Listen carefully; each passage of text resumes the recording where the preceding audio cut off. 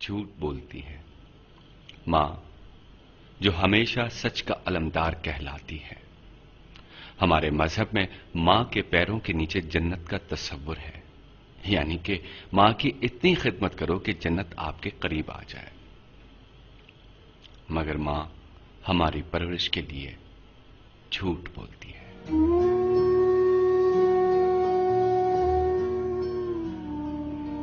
میں چھوٹا تھا، یعنی ابھی چند مہینے کا تھا، تو میرا باپ ہم کو اس دنیا میں چھوڑ کر خدا کے پاس چلا گیا۔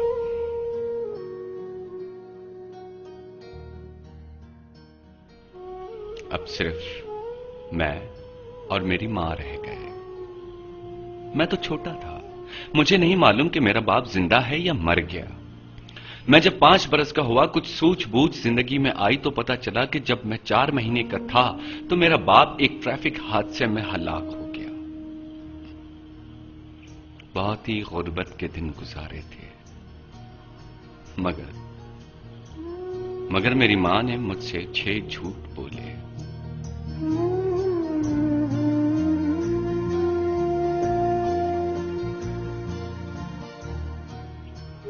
پہلا جھوٹ اس وقت بولا جب مجھے شدید بھوک لگی ہوئی تھی اور گھر میں صرف 2 روٹیاں پکی ہوئی تھیں۔ میری ماں نے میری بھوک کو محسوس کرتے ہوئے اپنے حصے کی آدھی روٹی دی اور کہا کہ بیٹا یہ آدھی روٹی بھی تم کھا لو، میرا پیٹ بھر گیا ہے۔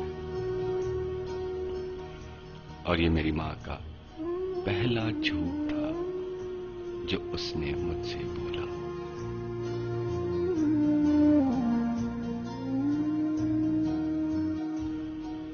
یوں ہی زندگی گزرتی رہی اور میرے اسکول جانے کی عمر ہو گئی، اور میری ماں نے مجھے گاؤں کے ایک چھوٹے سے پرائمری اسکول میں داخلہ دلا دیا، اور وہ اسکول گاؤں سے تقریباً 1 کلومیٹر کے فاصلے پر تھا۔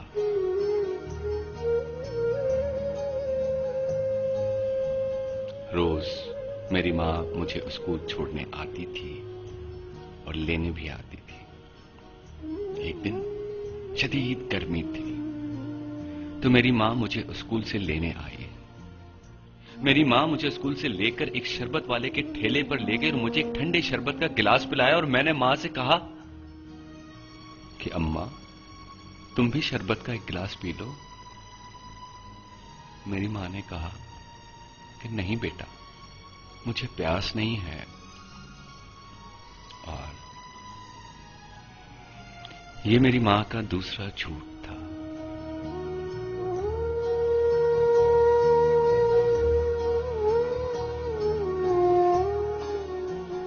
بس یوں ہی زندگی گزرتی رہی۔ میری ماں محنت مزدوری کر کے مجھے تعلیم دلاتی رہی۔ اسی دوران میں نے میٹرک پاس کر لیا، اور مزید تعلیم کے لیے میری ماں نے مجھے شہر کے ایک کالج میں داخلہ دلا دیا، اور میں کالج کے ہاسٹل میں رہنے لگا، اور میں شہر میں تعلیم حاصل کرنے کے ساتھ ساتھ پارٹ ٹائم جاب بھی کرتا تھا۔ اپنا خرچہ نکالنے کے بعد جو پیسے بچ جاتے تھے، میں اپنی ماں کو وہ پیسے گاؤں بھجواتا تھا، مگر میری ماں وہ پیسے مجھے واپس بھیج دیتی تھی، یہ کہہ کر کہ بیٹا میرا خرچہ اور میری ضروریات تو یہیں پوری ہو جاتی ہیں، یہ پیسے تو رکھ لے، تجھے پڑھائی میں کام آئیں گے۔ اور یہ میری ماں کا تیسرا جھوٹ تھا۔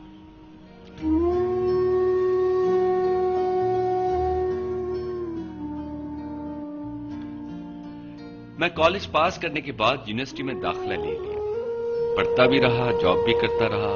اسی دوران مجھے ایک لڑکی سے محبت ہو گئی، اور بات شادی تک پہنچ گئی۔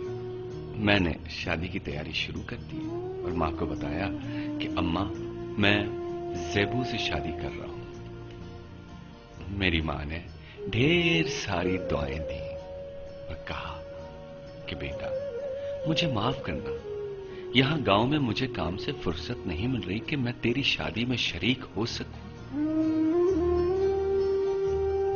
اور یہ میری ماں کا چوتھا جھوٹ تھا۔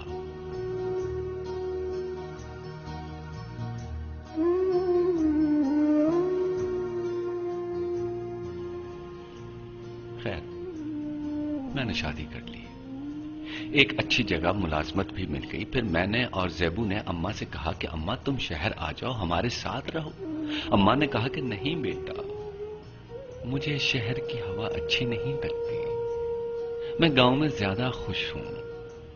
तुम और तुम्हारी बीवी आपस में अकेले रहोगे तो तुम्हारी जिंदगी और खूबसूरत हो जाएगी। हाँ, ये मेरी मां का 5वां झूठ था।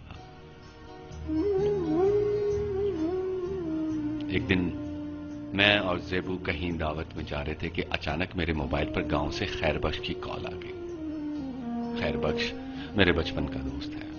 उसने घबराई हुई आवाज में बात की कि जल्दी गांव आ जाओ, तुम्हारी मां की तबीयत खराब है, उसको हॉस्पिटल में दाखिल कर दिया गया है। मैं और ज़ेबू जल्दी जल्दी गांव जाने की तैयारी करने लगे। 8 घंटे की तवील मुसाफत के बाद हम गांव पहुंच गए। और जब मैंने मां को देखा कि वो एक 3rd क्लास हॉस्पिटल के 3rd क्लास वार्ड के बेड पर लेटी हुई है, जो तकरीबन आधी मर चुकी है।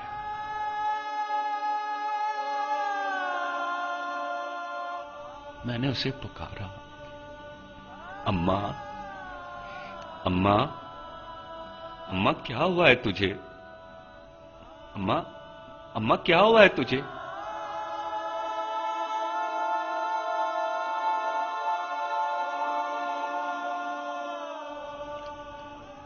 मेरी मां ने बड़ी मुश्किलों से अपनी आंखें खोली और मुझे और ज़ेबू को गौर से देखा। हाँ, बड़ी कोशिशों के बाद अपने चेहरे पर मुस्कुराहट लेकर आई और कहा कि मेरे बेटे, मुझे कुछ नहीं हुआ। देखो, देखो मैं हंस रही हूं, मैं खुश हूं। और उसके बाद मेरी मां की आंखें बंद हो गईं। और ये मेरी मां का आखिरी झूठ था।